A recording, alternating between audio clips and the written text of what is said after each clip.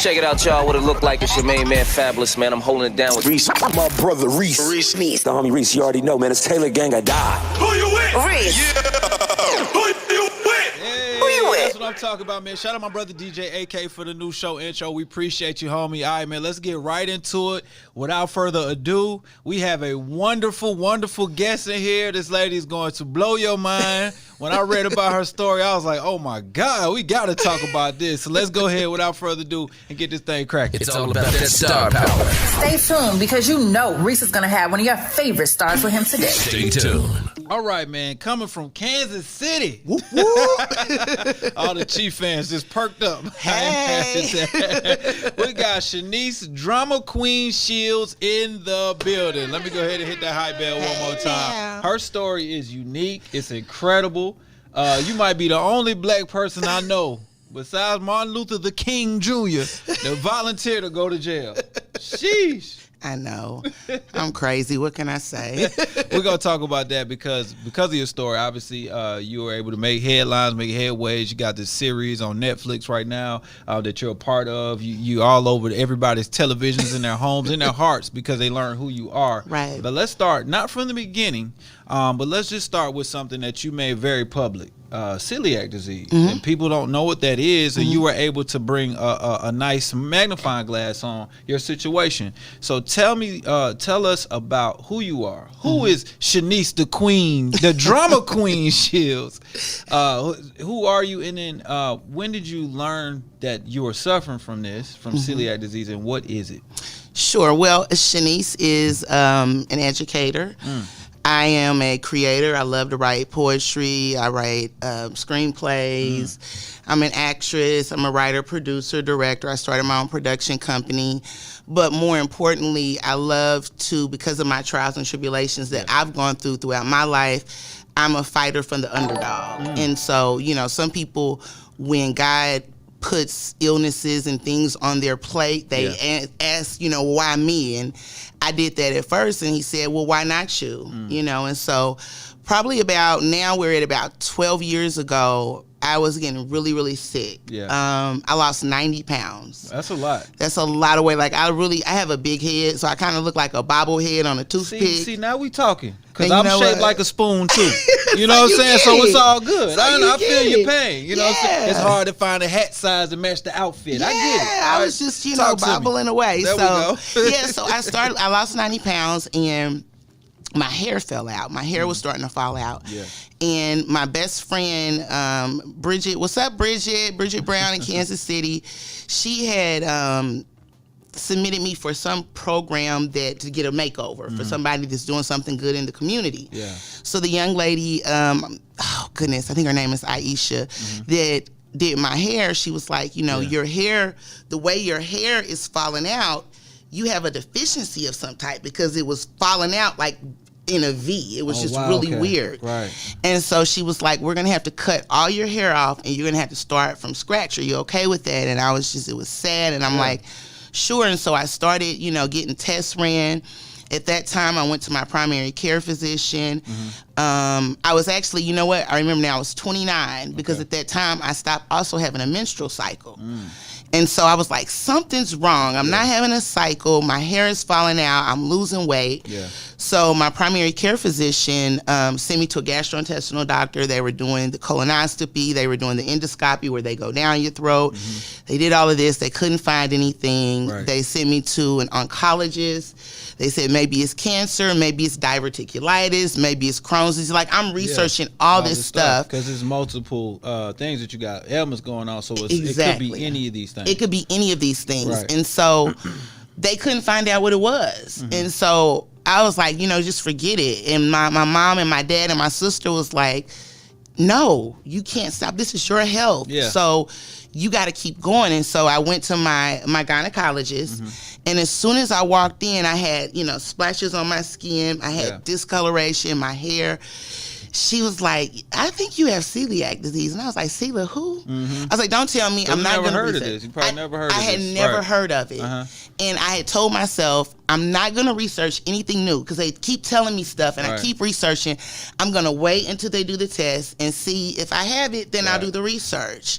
And so probably a week and a half or 2 weeks later, came back. She told me that I had celiac disease. Because of celiac disease and because it was misdiagnosed, there was a high chance that I wouldn't be able to have children.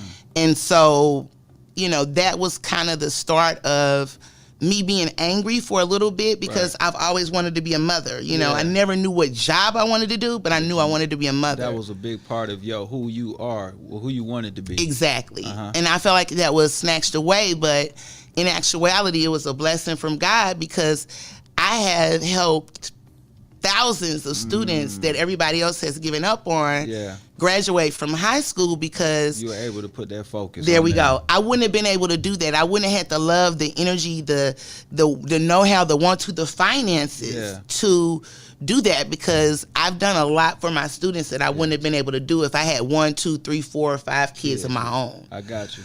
So it's kind of been a blessing in disguise. And honestly, if I didn't have celiac, I wouldn't have volunteered to go to jail. There's no way in the world I would have done that. So let's talk about 2 things before we get into you going to jail on purpose. I win. It wasn't on purpose.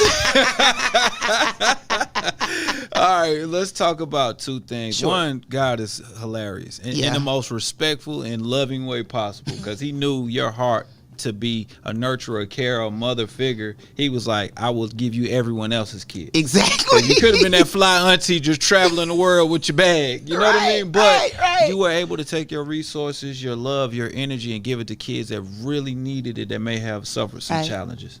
And all of this while you're dealing with the challenge yourself. So for those who aren't familiar, that don't want to jump on Google real quick, what is celiac disease? So celiac is a disease. It's an autoimmune disease. It's not an allergy. That's the easier way to explain if people don't know what an autoimmune disease. But basically, it's an autoimmune disease in which my body can't tolerate wheat, oat, rye, barley. One of the craziest things is my stomach, I can't digest vitamins. And so if you are sick, usually, like they told me I had IBS my whole life. If you have stomach issues, what do you usually eat? Chicken noodle soup and crackers. So as I was sick and my stomach was hurting, I'm eating the very things that are damaging. There you go. And so it's damaged my insides. And so those things are things that I can't eat, and I had to find alternate ways. I love cakes, cookies, and pies, baby. Now we just got so much in common. Talk to me. I cried, but those are the things that I cannot eat or tolerate, you know. So is it directly connected to gluten? Yes, anything with the gluten in it, I can't have it. You know, some people are like, well, you know, there's a gluten sensitivity and there's a gluten intolerance. Gluten sensitivity, a lot of people think gluten, people just, you know, they stop eating gluten to lose weight. I don't have a choice. If I eat gluten, which I was fed gluten while doing the show, there's a lot of damage and it causes injury to me for a long your body long is time. automatically rejecting exactly. It can't break it down, so it's just stuck there with nowhere to go. Exactly. And it's causing like quote unquote an allergy, because I have a wheat allergy. Oh, so you understand? Yeah. So and it's not severe, but I know for a fact for 8 months I was sick for 8 months. I thought that of course first you think, okay, it's a cold. Every day my throat is itching, right? And then it was okay, I'm allergic to something, and I'm thinking that regular allergies, I'm thinking it's dust or grass or my dog or my cat or something, right? And then so every day I'm every day, but then what I didn't realize, because I didn't know, is I was eating chicken sandwiches or grilled cheese or some type of bread every single day. Yep. So a friend of mine, one of my best friends in the world, she was like, she has a gluten allergy. And she was like, it's probably that. You should go to an allergist. And I used to make fun of her, and that's probably why I ended up with it. Yep. Because I used to be like, you got glutamidia. But because you got a gluten allergy. I was like, you got glutamidia. She's like, shut up, fool. Now you got it. So we laughed about it. I went to an allergist, and they told me like I had a low grade wheat allergy, and my body was having trouble breaking down gluten, so I have to really watch what I eat, because if I do too much, then I have this quote unquote allergic type reaction, and it'll feel like I'm having a cold. Yeah. So I understand where you're coming from. Not at that level, because what you're dealing with is life changingly detrimental. You know what I mean? Definitely. So you learn this, and you gotta now change lifestyle. Yeah. So you can't eat these cakes and pies and stuff. I have to be creative. I can't. It's the crazy thing is, people think that you're dramatic because one of the things people say, they would have chicken in the noodles. Well, just take the chicken out. Well, that's called cross-contamination. It's already touching it. It's already touched it. Right. And so it's, using different utensils. When I'm in a relationship, what did you eat? I can't kiss you if you just had gluten. I have dogs, so I have to make sure that my dogs have gluten-free food because they kiss me too. It's looking at soaps. It's looking at, I found out that some of these face masks actually have gluten. My face would hurt. It would itch. And I'm like, what's going on? Then I found out that some of these face masks that we use for COVID actually have wheat or some type of gluten in it. And that's crazy, it's in makeup, it's in shampoo, it's in conditioner. It's in a lot of things that you wouldn't think of. One of the first things that made me sick that I didn't think they had gluten was Twizzlers. I ate a bunch of Twizzlers and I got sick. And I looked, and the first ingredient in Twizzlers is wheat flour. Wow. I had no idea. You didn't even know Twizzlers were bread. The whole time you think you're eating candy, you eating a sandwich. Exactly. It's crazy. Yeah, so that's wild. So I know with that's a lot to take on lifestyle change. You have to almost look, like you said, the makeup, your shampoo, your soap is not just what you're putting inside your body. How difficult is that to be in relationships with friends and everything? They want to go out to brunch and drink mimosas, and you got to worry about if the food that you ordering is gluten-free, which is very tough. I really kind of stopped going out because there would be times that people are just now learning. 12 years ago, some people were still learning. I would get cross-contamination. I would get sick. I just stopped making commitments because it's like, I don't know how I'm going to feel. Right. I remember my sorority sister's daughter. She had her 21st birthday party at a Mexican restaurant. Right. And this is my baby. I've been knowing her since she was 10. She worked with me as my business as an intern. And they said they had nothing gluten-free at this Mexican restaurant. Everything had. And I was like, well, can I go to P.F. Chang's across the street and bring it? No, you cannot. Wow. And so it's very difficult because they do think you're being dramatic, being an actress. And that's, it's crazy with some of the things going on with some of the actors in society as we speak right now. Right. When you're in an industry, you have to be careful what you do because people judge that, and they're like, "Oh, you're just being dramatic, and you're just overdoing it." No, there would be times I would be sick. My mother and father didn't know how sick I was until they actually saw me be sick because it was almost embarrassing. I didn't want people to see it, but it was some people have to see it to believe it because it's not like I have a physical ailment that you can see. Yeah. It's internal. So it's very difficult. Relationships. My last relationship actually ended because I had to have a surgery, which solidified the fact that because of celiac, I can't have kids. And there would be times that he wanted to do things and I couldn't, and he felt like, oh, you're just making an excuse. I'm finally off work and we can't hang out. No, because I'm not feeling well. I had cross-contamination and I'm not trying to be over your house, and I have it coming out of both ends, to just be frank. Right, I feel you. I just didn't want to do that. And people don't understand. So I've become more of a loner where I've learned how to entertain myself.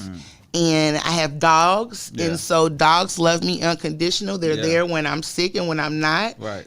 Bella's right there by the toilet when things are happening. So. And that's. I'm sorry. I'm about to cut you off because that's a automatic sign that a dog loves you. They follow you to the bathroom. Exactly. Because they're trying to protect you. They are. Yeah. They are. So y'all can look it up. You think I'm lying? It's true. It's true. I'm the dog whisperer. I can tell you it's true. That's what's up, man. I want to do the quick acknowledgement to the people chiming in on the chat. A lot of people are jumping in and they're just saying, man, they really appreciate you sharing this story.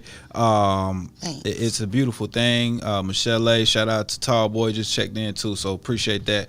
I do want to jump into two things because you said it's hard. I don't want to explain this to people all the time. I don't want to be seen as over dramatic, right? And I also don't want to share this with my family all the time because they may not understand. But then you do a 180 and say, you know what, I'm gonna share with the world, right? And go to jail in the process. So let's talk about that too, because how did you get presented with this situation to volunteer to go to prison But you're also dealing with such a trying disease, a challenging disease. Honestly, it's nothing but God. I watched the show. I was a fan of the show. I watched, I think, maybe 3 episodes in one Christmas break one year. And I said, what idiot would volunteer to go to jail? And so I came to Atlanta in 2018. I attended the Tasha Smith acting workshop. Yeah. And shout out Tasha Smith. She said I was fine. Y'all can go look that up. Well, you know she partially blind. No, I'm just playing. I like you. Hold on, let me hit the hot bed. You got me. That explains a lot. Probably the eye I was in. It's all good. No, but I really had an opportunity to talk to her and bond with her. And I decided that I was going to start putting myself out there. You know, I thought originally I only had the confidence and the talent to present myself in the Midwest. And so I started my Instagram because Tasha Smith said, you need to get on Instagram. Yeah. So I did that, and I saw a casting call I joined different Facebook groups, and so I saw a casting call, and it was like, you know, do you love helping people? Do you have a big personality? And I'm like, yep, check, check, I can do that. And so I applied, not really thinking to hear anything, you know, from the people. And I end up getting a call back, and I saw who the production company was, so I immediately Googled. I'm like, let me see if I can do a process of elimination. Right. And so I saw that they had a show called Undercover High. And everybody always tells me, you know, you look younger than you are. So I'm like, oh, they want me to go in high school and, you know, report and all this. I'm like, oh, I can do that. So I remember I had a meeting with a student because at the time I was running the alternative school program, and I was sitting outside. I was getting ready to go meet a client, and they called me. So they were talking to me about it, and they're like, you know, how do you feel about this show? How do you feel about this show? And they were like, I was like, oh no, 60 days in. I'm like, no. I was like, people had to be crazy to, you know, go to jail. And they were like, well, funny thing. Actually, that's what we're calling you for. I said, okay, well, thank you, but no thank you. I'm good. They were like, well, can you just hear us out? And I said, I mean, sure, but I'm not doing it. Right. So then they said, well, just take a week and think about it. And I prayed about it. They saw something in you that you didn't see in yourself. Something for you. I guess. I guess. I mean, they did. And, you know, my first thing was, no, I have celiac disease. And they were like, well, what is that? We need to research it. Do you need to take medicine? Right. So I kind of told them, and I was like, you know, I can't do this because of celiac. My family's against it.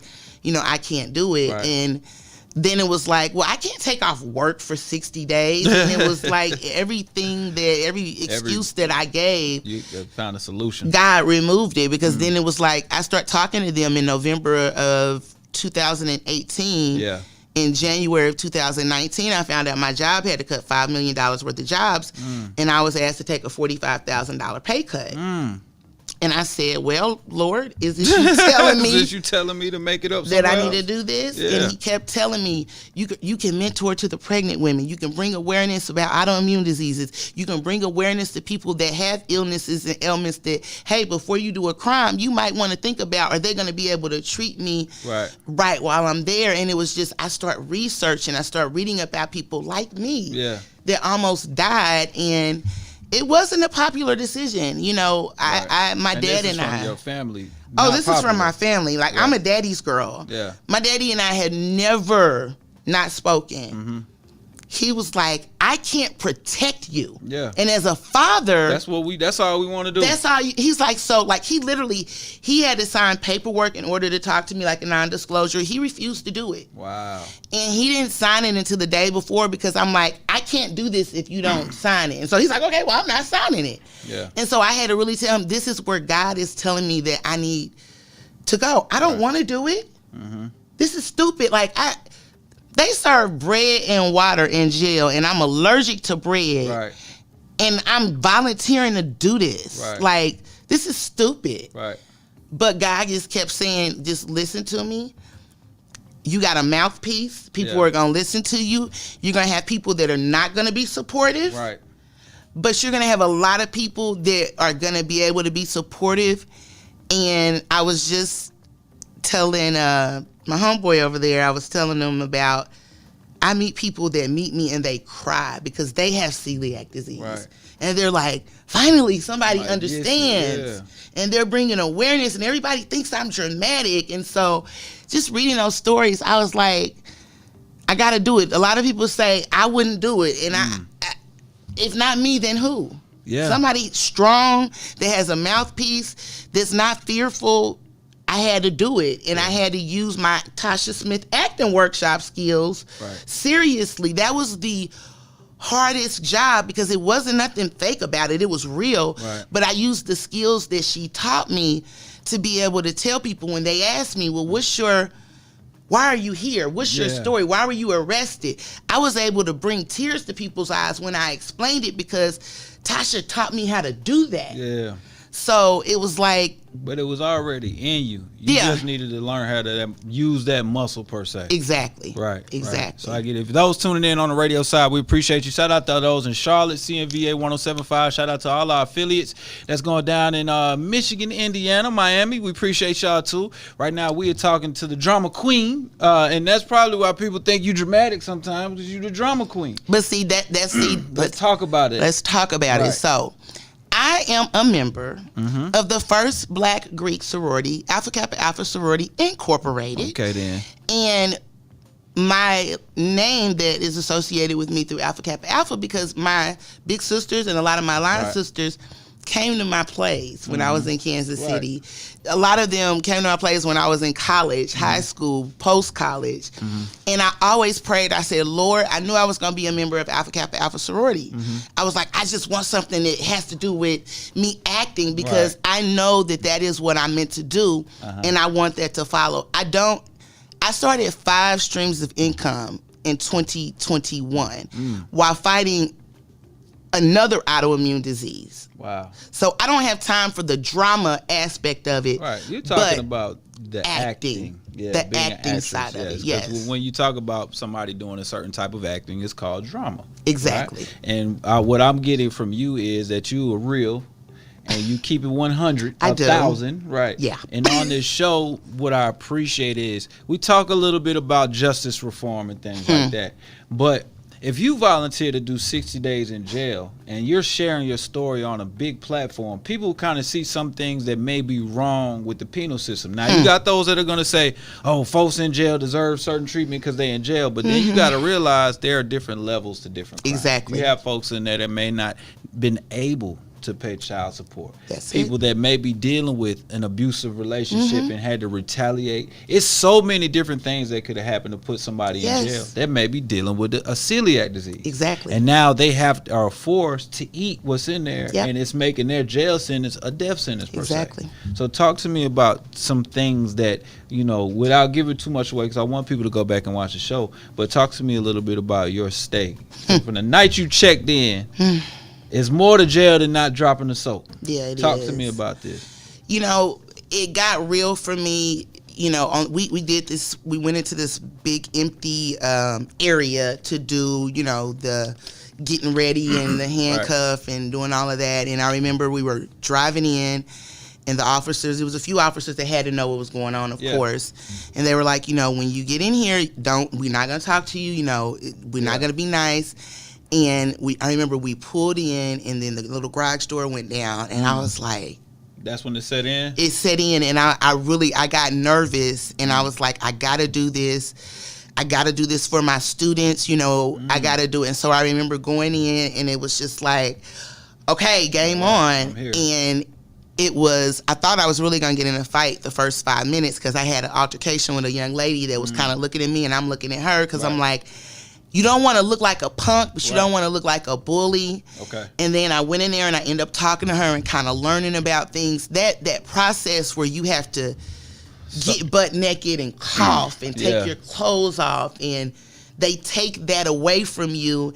And I remember they gave me my clothes. I said, well, you didn't ask me what size I was. They said, take these clothes. This is the size you get. Yeah. I remember when they gave me that bloody sheets and the bloody bed, the bloody mattress. And I was like, can I get something else? No, you're in jail. And it really hit me that you're treated less of a human. Yeah, like these people, and I instantly got sad because I knew I had a mouthpiece and these people didn't. Yeah. And they were getting ready.